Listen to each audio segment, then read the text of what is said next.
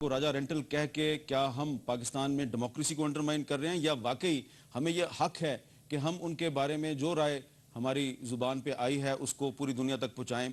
और उनके सामने बड़े बड़े चैलेंजेस क्या होंगे, क्या वो चैलेंजेस जो बतौर वो minister for water and power पूरे नहीं कर सके, क्या अब वो प्राइम मिनिस्टर बनने के बाद उन चैलेंजेस को पूरा कर सकेंगे।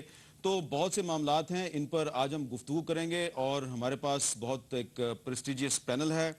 मैं तारुफ कराऊंगा जनाब साबिर बलोच साहब, जो कि डिप्टी चेयरमैन हैं सेनेट के। साबिर साहब, बहुत शुक्रिया, आप कीमती वक्त में से कुछ लम्हे निकाल के यहाँ तशरीफ़ लाए। जाहिद खान साहब, सेनेटर अवामी नेशनल पार्टी के मरकजी सेक्रेटरी इत्तलात, देखते हैं आज ये राजा परवेज़ अशरफ के हक में कौन से दलाइल सामने लेके आते हैं। मोहतरमा आसमा जहांगीर साहबा किसी तारुफ की मोहताज नहीं हैं और देखते हैं आज वो राजा रेंटल के बारे में क्या कहती हैं। और जनाब इरफान सिद्दीकी साहब, मरूफ कॉलम नगार और तजिया नगार। इसके अलावा हम पाकिस्तान के मुख्तलिफ शहरों में भी जाएंगे। इफ्तिखार अहमद साहब लाहौर से हमारे साथ गुफ्तगू करेंगे। इदरीस मुख्तियार साहब कोयटा में मौजूद है, उनसे भी बात करेंगे। लेकिन सबसे पहले मैं चाहता हूं कि हम अंसार अब्बासी साहब, उनसे बात करें। अंसार अब्बासी साहब, द न्यूज़ के एडिटर इन्वेस्टिगेशन। अंसार अब्बासी साहब, आप हमें बताइए कि आप राजा परवेज़ अशरफ के वज़ीर-ए-आज़म बनने पर आपका क्या रद्द-ए-अमल है? आप खुश हैं, नाराज़ हैं या अच्छा है, जो भी आया अल्लाह का शुक्र अदा करना चाहिए?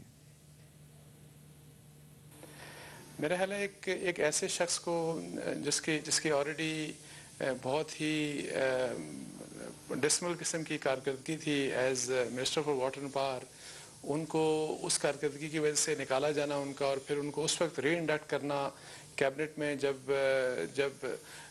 नैब ने और फिर जब सुप्रीम कोर्ट ऑफ पाकिस्तान ने उनके बारे में फ़ैसला दे दिया कि ये उन लोगों में शामिल हैं जो ज़िम्मेदार हैं आरपीपी स्कैंडल के, जो 400 अरब रुपए का स्कैंडल था।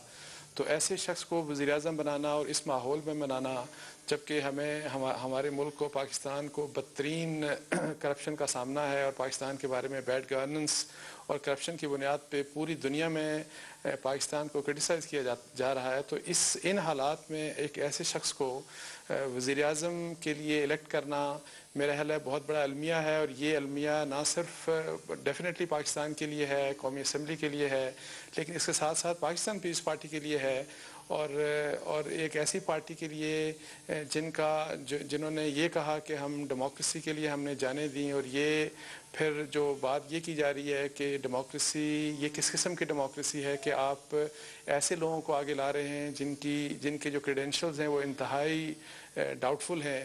और अब तो यकीन इस तरह की बातों पे यकीन आ रहा है कि जो कहते हैं ना कि जब ये इन्होंने नारा लगाया कि democracy is the best revenge, तो क्या रिवेंज इस मुल्क से लिया जा रहा है? क्या ये जो रिवेंज लिया जा रहा है वो पाकिस्तान के लोगों से लिया जा रहा है? अंसार भाई साहब जरा बलोच साहब इस पे बात करना चाह रहे हैं। जी जी जी। मेरा ख्याल ये है कि आपने आज आगाज अपने जो है प्रोग्राम का किया और आपके पास इतने अच्छे लोग बैठे हैं, सिद्दीकी साहब हैं, आसमा बीबी हैं, जाहिद साहब हैं। आपने इब्तिदा एक ऐसे सैडिस्ट और प्रेजुडिस आदमी से की कि कभी आपने किसी के मुतालिक खैर और अच्छे अल्फाज अब्बासी साहब की ज़बान से सुने कि चले ये अब आपने भी उनके बारे में बड़ी सख्त बात कर दिया। मैं अगर आप इजाज़त दे तो मैं इफ्तिखार अहमद साहब से बात कर लूँ? जी बिल्कुल, आपकी इजाज़त से।